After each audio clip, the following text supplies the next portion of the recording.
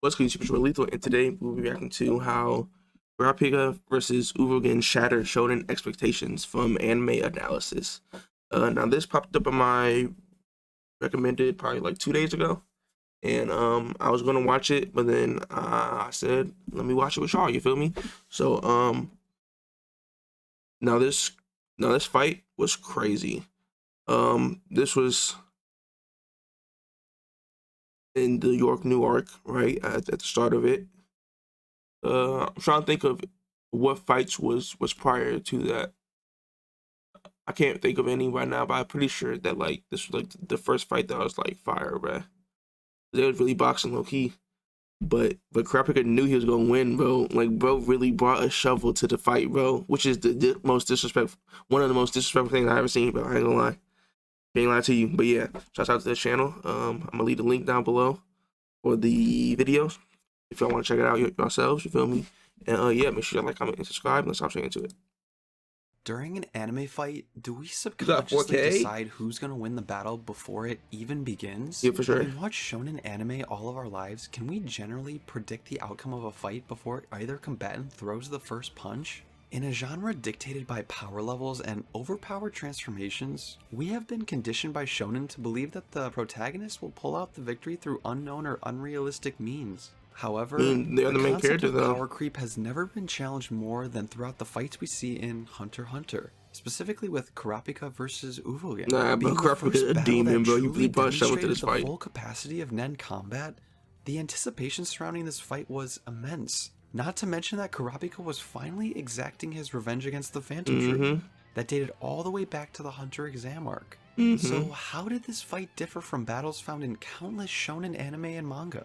Well, that's what we're diving into right now. What's up, anime fanbase? Welcome back to Anime Analysis, a channel dedicated to discussing and analyzing the best characters and concepts anime has to offer. Today we're looking at Kurapika vs Uvogin, a fight that I believe broke the mold in shonen anime and was an encounter that truly made me fall in love with the series. If you enjoyed this video and want to see more Hunter x Hunter or versus battle content like this, smash that thumbs up button and comment down below. First, I think it's incredibly important to address the common shonen stereotypes that we've all come to expect when it comes to a major battle. Often, if not all times, the protagonist will encounter a formidable opponent who completely annihilates them or overpowers them in every relatable battle metric. Whether that be speed, strength, intelligence, abilities, experience, I think you're getting the picture. But through specific means like a large power boost, calling upon the power of friendship, or literally being the reincarnation of their world's cheeses, they summon the power needed to ultimately defeat the big bad. While a large part of me sympathizes with this incredibly common trope, it doesn't leave me feeling as satisfied as a well thought out fight would have. Shonen is a genre made for young teens, so it's only reasonable to assume the good guy will win in the end. But unexplained power spikes mainly leave the fight feeling tacky, not very thought out, and that the victory was not fully deserved. Kurapika vs Uvogin is a completely different story. This fight completely crushes the shonen commonality, and it's all in part due to the complex and beautiful battle system known as Nen. For the few that aren't familiar, Nen is one of the power best in the Hunter x Hunter world that allows the user systems to for sure. draw upon their natural aura stored within their bodies to manifest an infinite number of abilities. Made even stronger by setting restrictions on these powers, none of the battles in the series feel contrived or that the victor didn't fully earn the win. Everything could be countered, everyone has a weakness, and paired against the wrong opponent, you could be completely outclassed. As put best by Moral, and I quote, "You never know what your adversary's abilities is. A slight hesitation can cause a fatal turnabout. The outcome is always a fluctuation. That is the essence of Nen combat." So with that little exposition out of the way, let's look into the fighters and the outcome of this epic showdown to see how this beautifully crafted fight separated itself from its shonen counterparts. Looking first at Uvogin, we see how Togashi hypes this character up through his fight with the Shadow Beasts. He was dogging them. Having been hired by the Mafia specifically to deal with elite level Nen combatants, were absolutely fodderized by Uvogin. This was be some demons. Comically grotesque way, I may add. I mean, Uvogin a real life demon. Look at this dude, bro. Porcupine's ears bleed just from a Nen enhanced scream, and how he spit off a Venom fragment of Leech's just let him box like 5 of them. Personally, I think Uvogin is generally underrated in the story of Hunter x Hunter due to being taken out so early, but Uh-huh. it can't be understated how much of a formidable foe this guy truly was, and how much of an underdog Kurapika was played up to be throughout his insane feats. Uh-huh. Speaking of Kurapika, we see that he has learned Nen and is now seeking vengeance on the Phantom Troop for the death of his entire clan. While his bravery is admirable, I caught myself wondering exactly how this inexperienced Nen user is going to stack up against a behemoth with years of experience in not only Nen, but cold-blooded murder. I think that the beauty of Hunter x Hunter lies in its ability to subvert the viewer's expectations, and that is exactly what happened in this fight.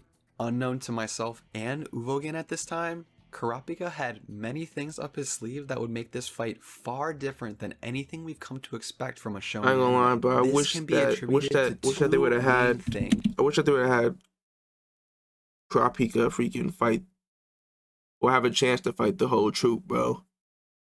I wanted him to get his freaking revenge, bro. Because after this arc, we didn't even see him that much anymore, bro. He wasn't in Greed Island arc, and he wasn't in the last arc either. And I don't know how much he's shown in the manga because I haven't read the manga. I tried to, but bro, it's like so much reading in it. I'm like, Jesus Christ, bro. I'm trying to see some boxing. You feel me? But yeah. Kurapika's strategy, and the inner workings of his Nen abilities. Being a conjurer, Kurapika kept his chains out at all times, trying to trick Uvogin into thinking that he may be a manipulator or even an enhancer who uses the chains as an extension of his own body. Leaving But Uvogin no. in an utter state of confusion as to what Nen type he may be plays a huge part in the outcome of this fight. Let me explain exactly why. Manipulators use their abilities for such incredibly precise Nen control that oftentimes the fight could be completely ended if the opponent isn't careful. Take for example Shalnark or Illumi. Once they stick you with their Nen-coated needles, you are completely under their control and basically dead at that point. Almost on the opposite end of the spectrum, enhancers are devastatingly powerful and could one-shot you if you're not careful or protect yourself with the right amount of aura at the right time. The point that I'm trying to make here is the beauty behind the combat of Hunter x Hunter that is That's, not bro. seen in So many very different many styles shonen. of like Every boxing, different bro. fighting So style fire. has its own counter, and one wrong mistake could cost you your life. The sense of tension built from this fact keeps you completely on your toes, and honestly keeps you guessing the whole way through.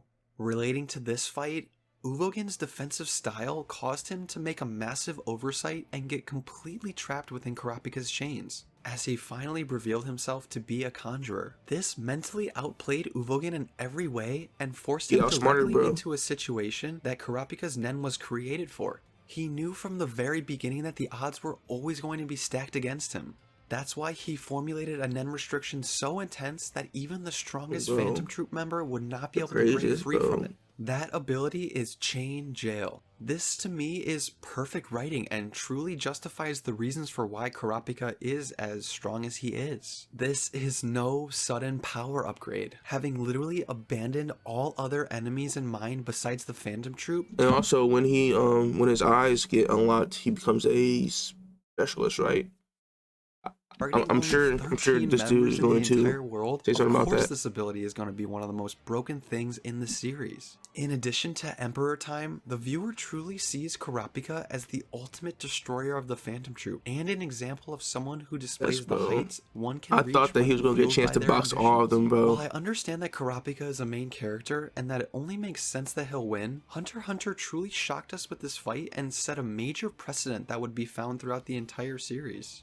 The fact that one could die in any fight at any time was something really refreshing to see in the shonen Yep, genre. because in Greed Island, Gon dang near died too. Lost both his arms in that fight versus I forgot the dude's name, but in Greed Island, granted we didn't think Gon would try to lose, but we was definitely kind of scared. You feel me? Genre, and a massive reason as to why these are some of my favorite fights in anime. But what are your thoughts on this fight? Did you think that Kurapika's massive power upgrade came out of nowhere, or was it rightfully placed? Let me know your thoughts in the comments down. I haven't really thought about it, but I think at the time he definitely mastered his or was beginning to master his abilities out of him going Killua and I'm not gonna count Leorio, but out of him going in and Killua, I for sure think he mastered his move set at that time, because it was like no like flaw in it. I don't feel like, bro. You feel me? But yeah, I definitely agree. This definitely, I want to say shattered shonen expectations, but it was it was good to see to see something new. You feel me? But yeah, shouts out to this channel. I'm gonna leave the video down below in the description. Make sure you like, comment, subscribe, and let me know. Also let him know down below how you guys feel about it. You feel me?